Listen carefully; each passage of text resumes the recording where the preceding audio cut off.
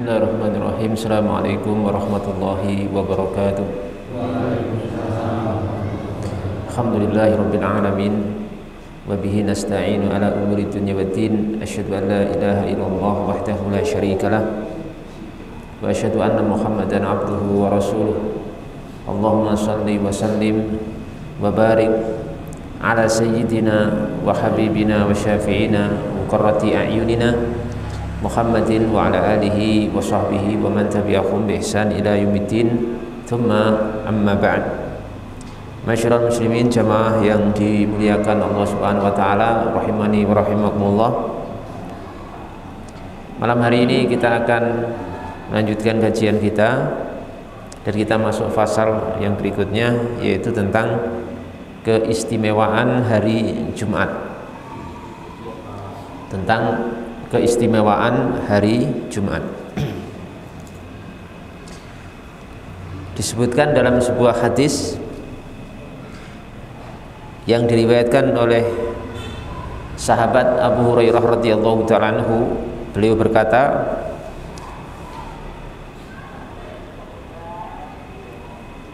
dari Nabi sallallahu alaihi wasallam, beliau bersabda, lam tatlu' asy-syamsu walam taghrub alayya afdal min yaumil jum'ah. Tidaklah matahari terbit dan juga tidak tenggelam kepadaku, kepada Rasulullah, lebih mulia daripada hari Jumat.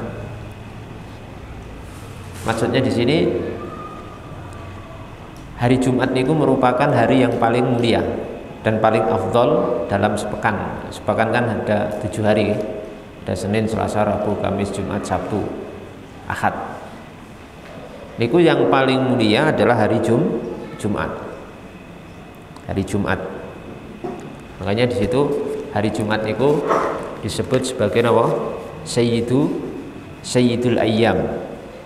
Penghulunya hari dalam seminggu. Wa ma min dabatin illa wa hiya tafza'u min yaumil jum'ah illa ats-tsaqalan al-jinn wal ins.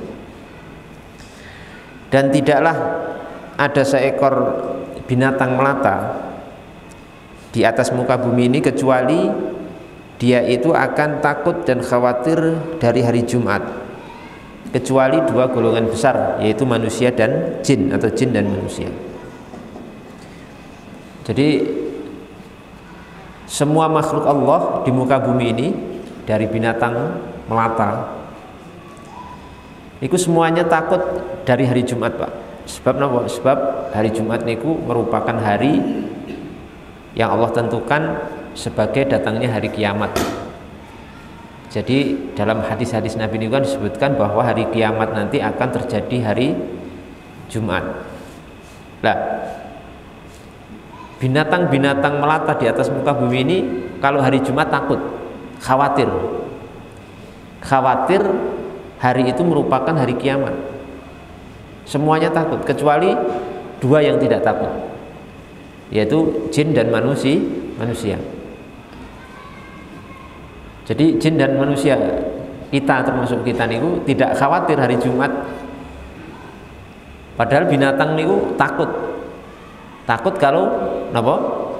Kalau kiamat tiba hari itu.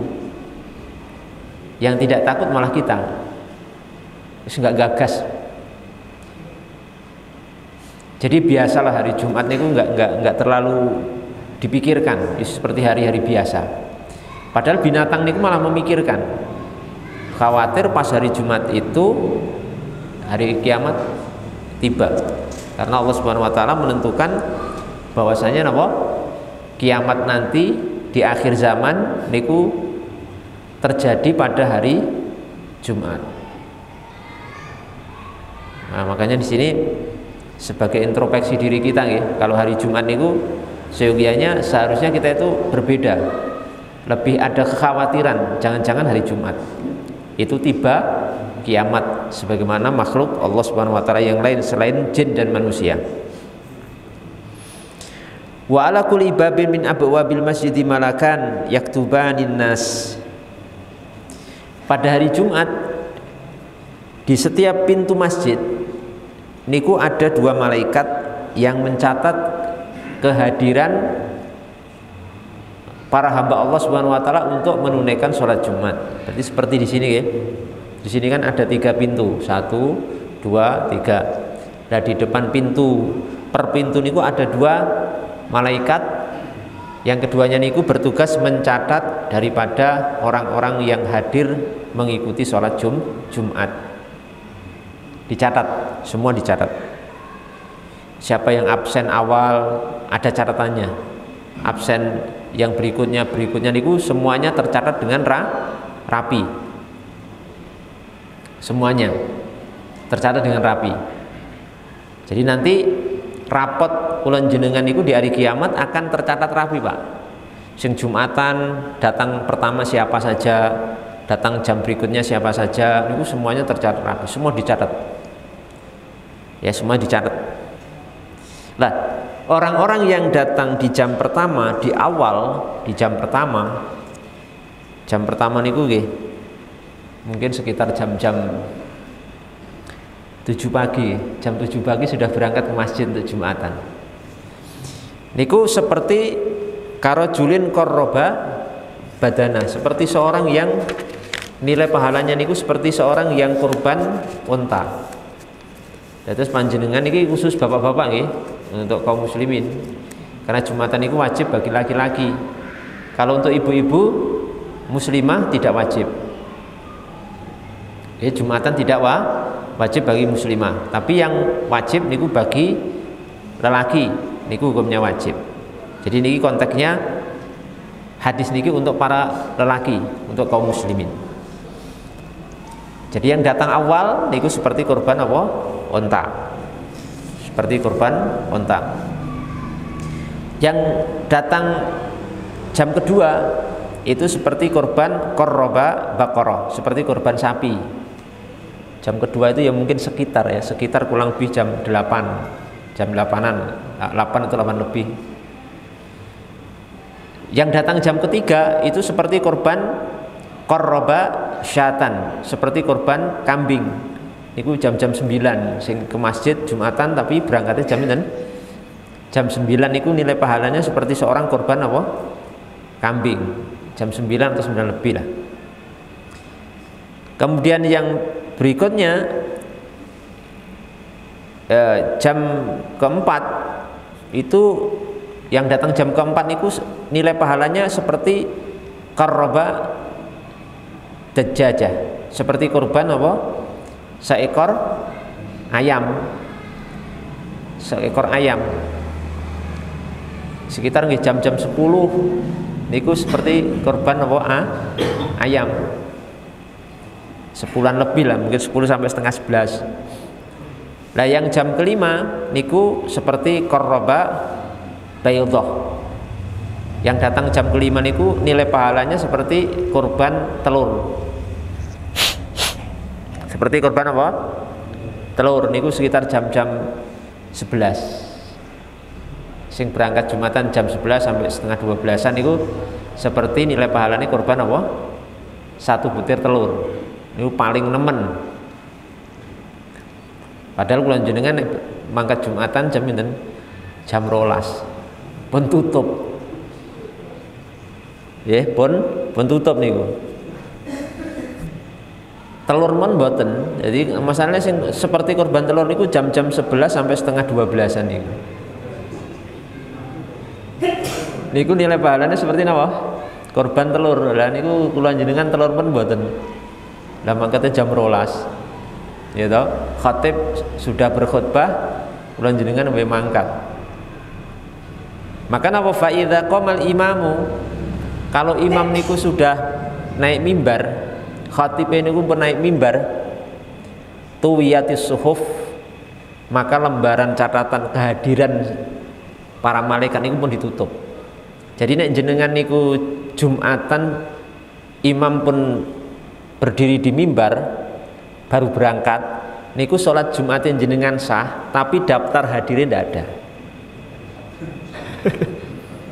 Jumatannya sah niku nggih berpahala Ning cara daftar hadir niku ndak tercatat, mboten enten jenengan mboten enten.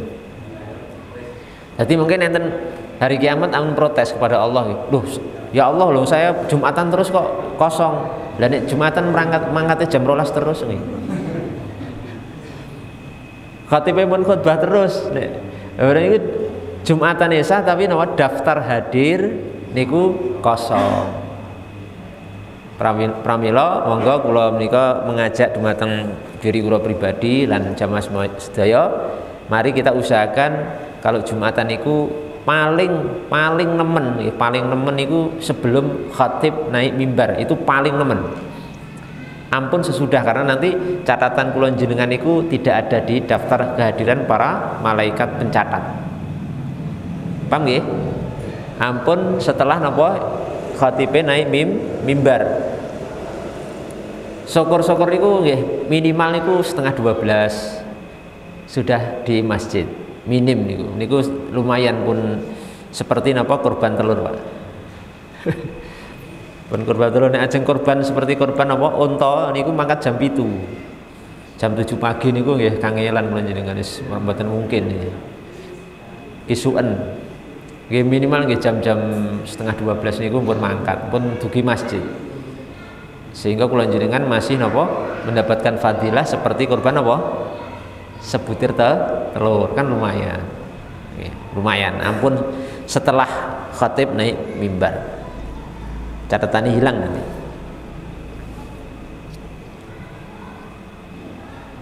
Oleh karena itu sebagian ulama dengan hadis niki menyatakan kalau hari raya kurban niku misalkan kita tidak bisa kurban dengan onta, tidak bisa kurban dengan sapi, tidak bisa kurban dengan kambing, masih dianjurkan kurban dengan semampunya. Kalau bisa dengan ayam bukan kurban, maaf ya, dalam arti kita tetap menyembelih, nek mboten saged kurban unta, mboten saged kurban sapi, kambing pun tidak mampu, pas hari raya kurban niku masih dianjurkan menyembelih walaupun nilainya bukan kurban. Misalnya jenengan gadah ayam disembelih 1 di hari raya kurban niku dianjurkan. Sebagian ulama seperti sahabat Ibnu Abbas. Sahabat Ibnu Abbas niku kalau hari raya kurban, kalau nggak bisa berkorban, beliau menyembelih seekor ayam, atau bebek. Nah, niku juga bernilai sedekah, nanti disembelih, dimasak, disedekahkan kepada tetangga atau fakir miskin. Niku masih bernilai sedekah, masih bernilai sedekah walaupun tidak ternilai kurban, karena kurban niku yang sah cuma 3 niku, unta, sapi, kalian kambing. Yang jenengan atas nama kurban kemudian menyembelih ayam niku ndak sah, tapi nilai sedekahnya tetap ada. Jadi ampun diniati kurban tapi untuk sekedar sedekah di hari yang mulia niki, hari hari raya kurban. Jadi sampun kaget gini, misalnya wah kok enten hari raya kurban kok si A menyembelih seekor ayam. Ya jangan kaget, Pak, dalilnya hadis niki. Dan ada sahabat yang berfatwa seperti Ibnu Abbas radhiyallahu ta'ala anhu. Jadi monggo, kesempatan itu ada walaupun pahalanya tetap tidak seperti kurban, tapi insya Allah dapat pahala. Jamaah yang dimuliakan Allah Subhanahu wa taala, dan tadi sudah kami sebutkan bahwa hari dalam sepekan itu yang paling mulia hari napa? Hari Jumat. Ngendikanipun Nabi Muhammad SAW, beliau bersabda, Sayyidul ayyami yaumul jum'ah. Penghulu daripada hari-hari dalam sepekan itu hari napa? Hari Jumat. Ini penghulunya, yang paling afdal, yang paling mulia di sisi Allah Subhanahu wa taala. Bahkan kemuliaan hari Jumat niku lebih utama, lebih besar, melebihi hari raya Idul Fitri dan Idul Adha. Jadi Idul Adha kalih Idul Fitri niku kalah kemuliaannya dengan hari napa? Hari Jumat, Pak. Padahal sementara niki kula jenengan niku lebih memahami seolah-olah hari raya Idul Fitri kalih Idul Adha niku lebih mulia dari hari Jumat. Padahal tidak, kebalik. hari Jumat niku lebih mulia melebihi hari raya Idul Fitri dan Idul Adha. Makanya enten jenengan di tanah Arab ya, di Jaziratul Arab, orang Arab niku memuliakan hari Jumat luar biasa. Memang selama kula di sana niku orang Arab niku nek hari Jumat seperti hari raya memang Pak, hari raya. Pakai pakaian baru gitu, pas hari Jumat niku pakai pakaian putih-putih, sing laki-laki, kemudian nanti nyembelih Pak, nyembelih kambing, nyembelih ayam, bebek, kadang sapi, kadang onta bahkan. Jadi hampir tiap Jumat yang saya rasakan ketika di sana itu hampir setiap hari Jumat itu makan mesti daging. Dan undangan dari sekitar ya, dari masyarakat sekitar itu pasca setelah sholat Jumat itu mesti undangan itu ramai sekali. Kan masjidnya besar ya, ribuan Pak, pesantrennya ribuan, misalnya ada lebih dari 3.000, 4.000. Niku masyarakat sekitar itu mencari orang-orang asing, pelajar-pelajar dari negeri asing, dari jauh, ditarii, ngajak 10, 15, 7, 8 orang untuk ke rumahnya, dan biasanya sudah menyembelih seekor kambing atau ayam, biasanya ayam 1 ekor ngoten. Itu seperti itu. Jadi memang terasa kalau hari raya. Kalau di Indonesia ini nggak lumrah. Hari Jumat itu ya biasa mawon ya. Hari Jumat ini biasa, padahal itu hari raya mingguan. Kalau sing tahunan di hari raya Idul Fitri kalih napa? Idul Adha. Masya Allah. Nah, hari Jumat niku Allah Subhanahu wa taala menciptakan Nabi Adam. Jadi Nabi Adam niku diciptakan oleh Allah Subhanahu wa taala hari napa? Hari Jumat. Dan beliau niku uhbita minal jannah ilal ard.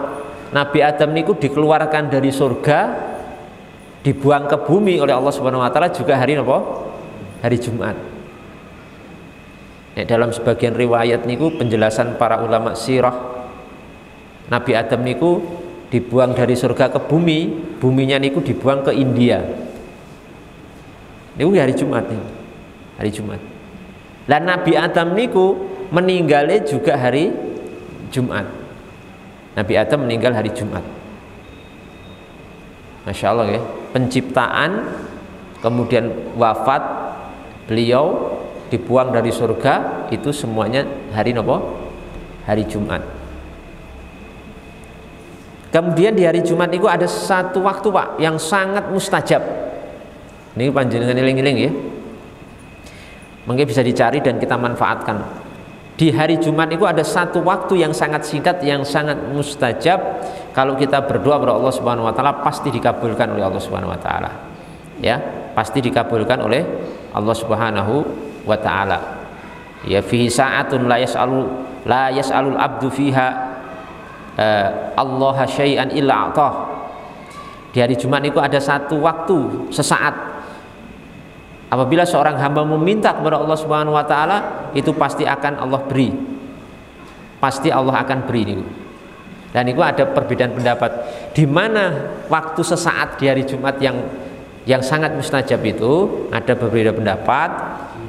Tapi saya mengikuti pendapat Imam Nawawi rahimahullah taala, sesaat hari Jumat yang sangat mustajab untuk berdoa niku tempatnya ketika antara imam di antara duduk di antara dua khutbah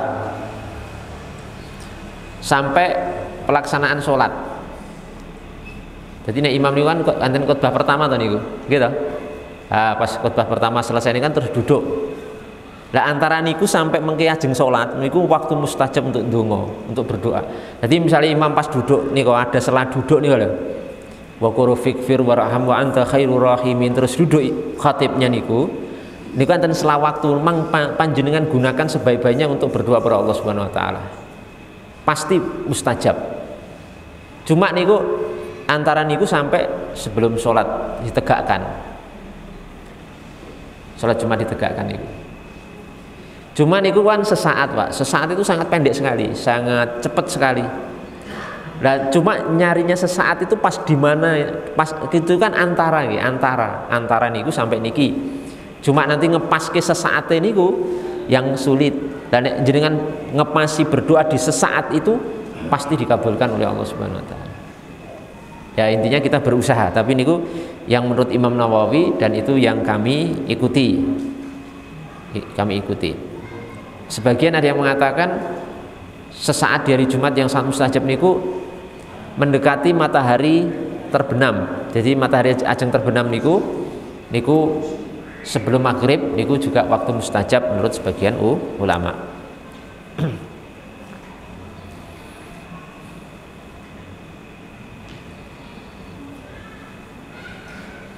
Jamaah yang dimuliakan Allah Subhanahu wa taala,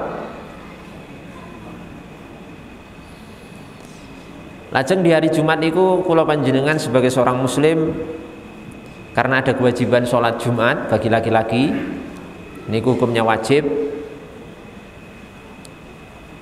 Niku ada syariat mandi Jumat. Sebelum Jumatan disunahkan mandi Jumat. Jadi napa? Mandi Jumat atau mandi besar sebelum Jumatan itu hukumnya sunnah, tidak sampai wajib. Tidak sampai wajib, dan keutamaannya walaupun tidak wajib usahakan kula jenengan di hari Jumat itu mandi besar. Walaupun tidak wajib. Jadi panjenengan misalkan Jumatan tanpa mandi pun sah sebenarnya. Tapi karena itu sunnah Rasul, usahakan apa? Tetap dilakukan mandi Jumat, mandi besar nggih, dari ujung kepala sampai ujung kaki. Niku sunnah Rasul. Karena salah satu napa? Keutamaan mandi Jumat niku ngendikanipun Nabi Muhammad sallallahu alaihi wasallam, kuffirat anhu dzunubuhu wa khatayah. Akan dibersihkan, akan dihilangkan seluruh dosa-dosa dan kesalahannya. Masya Allah. Jadi di Islam niku ndak ada amaliyah kecuali hampir semuanya niku napa berfungsi menghilangkan dosa dan kesalahan kula jenengan. Wudu nggih, kemarin nggih pun kula terangke nggih, wudu niku pun kita jelaskan membersihkan dosa. Mandi Jumat nggih membersihkan dosa. Luar biasa, Pak. Jadi hampir-hampir nanti kalau muslim taat standar mawon niku hampir-hampir nggak akan punya dosa kecil. Hampir-hampir tidak akan punya dosa kecil. Karena banyaknya amalan penggugur dosa. Kecuali jenengan berbuat dosa besar lah, itu maaf, itu dikeluar ya. Karena dosa besar itu harus dengan taubat pada Allah Subhanahu wa taala.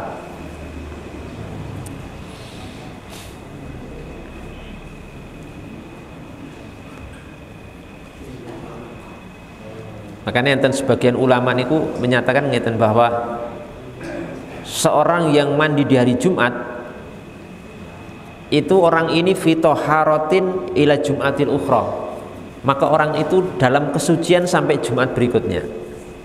Misalnya ini hari Jumat, wau kula jenengan Jumatan kan mandi Jumat, mandi sebelum Jumatan niku lho. Dan niku kula jenengan nek mandi Jumat tadi mangke kula jenengan itu di atas kesucian sampai Jumat berikutnya. Tapi maksudnya mboten suci secara hadas, mboten nggih, itu secara maknawi. Secara maknawi artinya suci dalam arti dosa-dosa kula panjenengan itu diampuni oleh Allah Subhanahu wa taala. Ampun keliru paham. Memang ada hadisnya tapi maknanya adalah seperti itu.